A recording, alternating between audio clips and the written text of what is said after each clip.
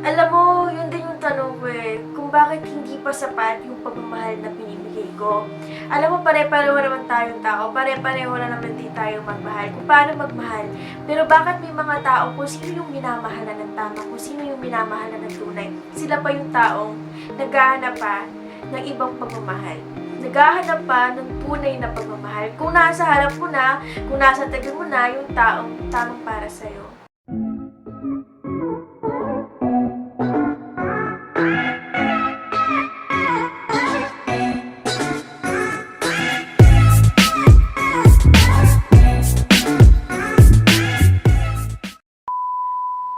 What's up mga kahugot? So for today's video is we're going to do another reaction to Balas Luba. So I'm so excited kasi ang dami nag-request sa inyo na I do a reaction to Stupid Love Story. So the title of this one is Stupid Love Story by Hambog x Balas Subas promo beat. This is from Hambog ng Sagpro. So I'm so excited kasi this is Stupid Love. So ganyan ako, stupid. So this song is so nice, kahit stupid love na patama sa akin kasi stupid ako mahal. Stupid ako mahal. Siya yung pinili, hindi ako. Tingnan natin kung ano magiging reaction natin dito sa kanta ng to kasi ang ganda ng title. Pero masakit, mapanama at mapanakit yung title. So, tignan natin kung gaano tayo sasaktan ng kanta nito. So, let's see! It's my first time pala to react to Hambog ng Sagpro. So, let's watch this one and react. So, without further ado, let's get started and react to Stupid Love Story by Hambog and Balas Subas.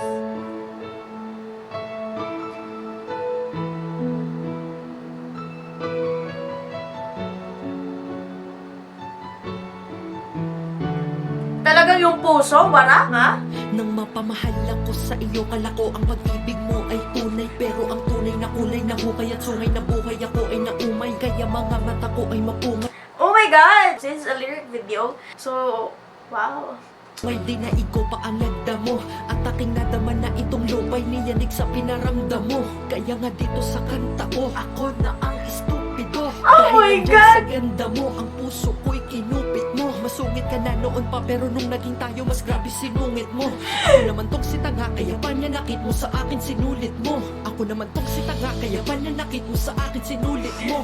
Oo. Ay, grabe tong kanta na to ah. Lahat tayo tanga sa pag-ibig. Alam natin yan. So, hindi natin alam kung ano mangyayari or ano yung susunod na mangyayari kapag tayo ay minahal ng taong mahal natin, na akala natin minsan magiging masaya tayo, na akala natin nanalo tayo sa loto kasi nga minahal tayo ng taong mahal natin. Pero hindi natin alam, may kaakibat yung sayang yon. Hindi natin alam kung hanggang kailan yung pagmamahal na kaya niyang ibigay sa atin kasi hindi natin kayang i-predict kung hanggang saan yung pagmamahal na kaya nilang ibigay sa atin. Hindi natin pwedeng sabihin na forever na tayo. Kasi may mga kasalnab na naghihiwalay pa rin. May kasalnab pero naghahanap pa rin ng kabit. Maraming ganyan, maraming tanga, maraming stupid sa pag-ibig. Pero isa lang masasabi ko sa'yo, nagmahal ka lang ng mali. Ang beses kang nanakit, paalala lang kaya inulit ko. Pangalan nating dalawa na may puso, di ba sa puno inukit ko? At nung ginawa kong papel ang punong ito, di ba pinunit mo? Di matatapos ang sakit kahit ang leeg lagyan ng lubid to. Dahil naglalagablab na pag-ibig, di maapula ng tubig to. Ikaw at ako maling pinagtagpo nito ni Cupido. Grabe naman sa maling pinagtagpo. Pero totoo naman, tulad nga ng sabi nila, talagang pinagtagpo pero hindi tinadhana. Kasi ang tawag dun guys, akala mo talaga magaling sa pag-ibig, isa nga rin ng tanga, niloko ng diwan, at hindi pinanindigan yung pagmamahal na binigay ko. Ako lang naman yun. So this song is for me. Charot! Ito naman sasabi ko sa'yo, pinagtagpo tayo sa maling tao para matuto. Diba? Para matuto, para maramdaman natin kung paano magmahal, maramdaman natin kung paano masaktan, maramdaman natin paano maging tanga. Dahil sa pag-ibig, walang matalino, walang bobo. Lahat pwedeng magmahal. Pero depende na lang yan kung hanggang saan yung pagmamahal na kayang ibigay mo. Kaya sabi nila, huwag mo ibibigay lahat. Magtira ka ng para sa'yo. Pero pag nandun ka na mismo sa pag-ibig na yun, hindi mo malalaman kung may natitira ka ba para sa sarili mo. Kasi pag nagmahal ka, buo mo binibigay. Tama? So, walang sisihan kapag nasaktan ka kasi it's your choice. At lahat tayo may choice pumili kung sino yung taong mamahalin natin, yung kaninong tao tayo magpapakatanga, kung kaninong tao tayo masasaktan. So, nasa atin yun. Pero ito lang sabi ko sa'yo, pinagtagpo tayo sa maling tao kasi para matuto. Para malaman kung ano yung tunay na pagmamahal at paano magmahal. Para sa susunod na tao, mamahalin natin, alam mo na kung hanggang saan lang dapat yung pagmamahal na dapat ibigay. Mahal pa rin kita. O, diba? O, diba? Iba, sapat ang tulad ko para sa iyo. Lagi kong tanong ay bakit ba Yan din yung tanong ko. lagi nang talo kahit paglaban ko ang katulad mo. Biguan Grabe! Kasalanan dapat ako ang umintindi. Oo na, oo na.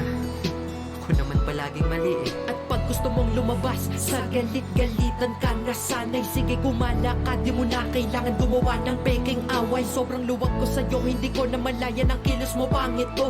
At ang next, ang ex ka text at sex pa nga ang topic nyo. Tinanong mo na Wow! ano ba yan? At ang sagot mo dyan, tamang hinala ka na naman. Nagbibiroan lang kami, tropa lang yan. Yan ang sinasabi ko sa inyo. Na kapag kayo ay nasa isang relasyon na or nasa isang relationship na, nasa mabuting kamay ka na, nasa mabuting puso ka na, dapat huminto ka na. Kasi once na mag-entertain ka ng isang tao na hindi mo naman talaga intensyon na i-entertain, hindi mo na talaga yan pwedeng mapigilan. Kasi nga, iniisip ng tao na ina-entertain mo na you are very open sa kanya, na okay lang na ginaganyan kanya, na okay lang na ganito yung pinag-usapan nyo, pero hindi mo alam na habang tumatagal, na pupunta na kayo sa mali. Na kahit pigilan mo, hindi mo na siya pwedeng pigilan dahil tinuloy-tuloy mo na yung gawain na yun. At hanggang sa magtuloy-tuloy yun, pwedeng masira yung relasyon na meron ka ngayon. Para sa maling tao na yan, para sa maling desisyon na yan, sa maling choice mo na yan. So hanggat maaga pa, hanggat kaya mo pang pigilan, ihinto mo na. Kasi habang tumatagal, habang nagtutuloy-tuloy yan, hindi mo alam, nasisira na yung relasyon mo sa tamang tao. Grabe naman kayong magbiruan, ako'y napasana all. Kung gagraduhan ko ang mga panusot mo, bibigay ko palakol. Diwala ko napunta sa ataol, ikaw may kagagawa na promotor. Parang sinoli mo sa'kin na mayroong gasgasang ay pinahirap kong makor. Ginawa akong bata, walang kasing sakit ang aking natamo, pero nanatili pa rin sa'yo. Oo, bata mo ako. Sinasanay sarili ko na masaktan, kahit masaktan ako ay sawa na. Dahil mas gugustuhin masaktan kaysa mabuhay ng wala. Oh my God! sapat ang tulad ko para sa iyo. Alam mo, yun din yung tanong ko eh, kung bakit hindi pa sapat yung pagmamahal na pinibigay ko. Alam mo, pare-pareho naman tayong tao, pare-pareho na naman din tayo magmahal, kung paano magmahal. Pero bakit may mga tao kung sino yung minamahalan ng tama, kung sino yung minamahalan ng tunay, sila pa yung taong naghahanap pa ng ibang pagmamahal. Naghahanap pa ng tunay na pagmamahal. Kung nasa harap mo na, kung nasa tabi mo na, yung taong tamang para sa'yo. Ako lang may paliwanag. Hindi ka ba nababaga ba? Ang iwan mo ang katulad ko. Masaya ba ang tulad mo? Kaya naman kasi pag di sapat, iiwanan ka kapag nakuha ng lahat. Ikaw na lang palagi, walang nang masabi-sabi, lagi lang naiiwanan ako. Oo nga, totoo talaga na kapag iiwan ka kapag nakuha na ang lahat. Kaya sabi nila, ano pa yung kailangan nila kung binigay mo na yung lahat. So dapat talaga kapag nagmahal ka is hindi mo ibibigay lahat. Kasi pwedeng binigay mo lahat, bukas, wala nang matira. Pag wala nang spark, kapag lahat is ipakita at naibigay mo na lahat, wala nang spark na tinatawag na gano'n, na totoo rin pala no, na dapat magtira ka rin at hindi mo ibigay lahat ng pagmamahal na yun. Kasi pag binigay mo na lahat, ano pa yung ibibigay mo bukas kung naubos na yung lahat ngayon? Diba? Bakit ba sa ating mundo pag ang tao'y umibig ang hilig magpakahangal? Kahit ang mga matatalino ay nagiging bobo kapag sila'y napamahal. At iyong tinanong ba't mahal ka pa rin sa likod ng iyong mga pananakit? Ang sagot ko dyan Minahal kasi kita na di ako naghahantay ng kapalit. Ang nadarama hindi maipaliwanag ng siyensya at matematika. Matumibig ako sa isang tulad mong sadista at antipatika. Ako ay masaya dahil sa aking buhay ay nasali na kita. Ngunit bakit ganun sa ating relasyon na wala na matimahika? Yan ang sinasabi ko sa inyo, pag nagmahal ka, walang bobo, walang matalino. Lahat nagiging tanga, lahat nagiging hangal sa pag-ibig. Kasi ang pag-ibig hindi natututunan yan. Nararamdaman mo yan at kung saan kang natututo kung paano at ano yung dapat at ano yung mali. Kung hanggang saan ka, kung alam mo, magiging matalino ka sa sarili mong pagmamahal. Dahil kapag ang tao is gusto mong bitaw, kahit anong pigil, kahit anong kapit ang gawin mo, bibitaw siya. So, wala kang ibang pwedeng gawin. Kung hindi, palayain siya. Kasi doon siya masaya. Kahit pigilan mo yung taong yon at kahit pilitin mo yung taong yun na maging masaya sa'yo, pag ayaw niya na, hindi na siya kahit kailan magiging masaya. Hindi na magiging ganon. Hindi na mababalik yung dating saya ng relasyon ninyo. Hindi lang masaya. Handa ka dapat masaktan. Ang kulit, diba? Kung sino pa yung nagloloko, sila yung masaya sa huli habang malungkot tayong nagsusulo. Ang galing nyo namang magmaikot, kayo na ang idolo ko. Estupido ang tawag mo sa mga nagmamahal ng totoo. Pero salamat kahit paano sa puso mong bato. Ako ay naging mabuti pero di ko isusumbato. Dahil sa kabila na lahat, madami akong natutunan dito sa'yo. Totoo yan. Totoo yan. Kung sino pa yung mga nagloloko, sila talaga yung masaya sa huli. Pero hindi yung sayang yon, hindi yun panghabang buhay. Dahil yung sayang yon is may hangganan.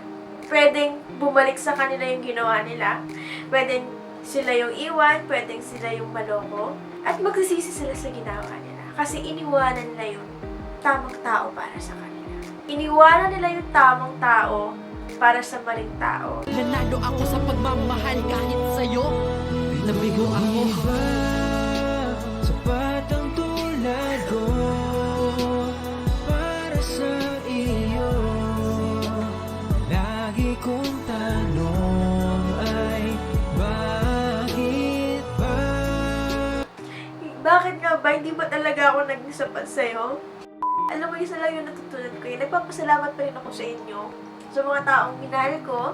Kasi kung di dahil sa inyo, hindi ko naranasan masaktan. Hindi ko naranasan manoko. Hindi ko naranasan matutime nang hindi ko alam. Naranasan kong mag-host.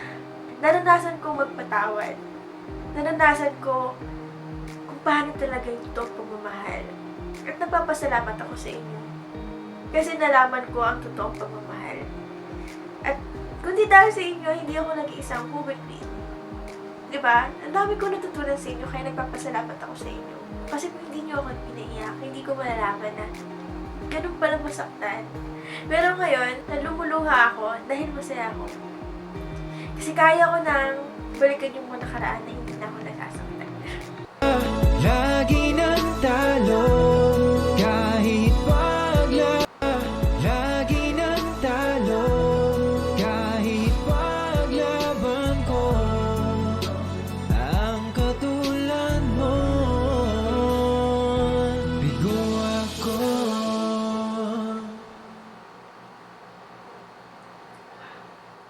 Wala akong masabi sa kantan to kasi totoong patama to. Talagang nangyayari to sa atin. Sa bawat tao nangyayari to, di ba? So, sobrang salute ako sa inyo. Sobrang salute ako sa gumawa nito. Sa inyong dalawa, Hambog at Balasubas, dahil nagawa nyo ng maayos itong kanta na to. At pinatama at sinaktan nyo kami. Ano yun? Hindi nyo intention saktan kami. Pero sinaktan nyo kami sa ibang paraan. Mga ganon. Diba? Congratulations sa inyo, Hambog at Balasubas. Ayan, lalagay ko po dyan sa aking description yung original link ng video na to.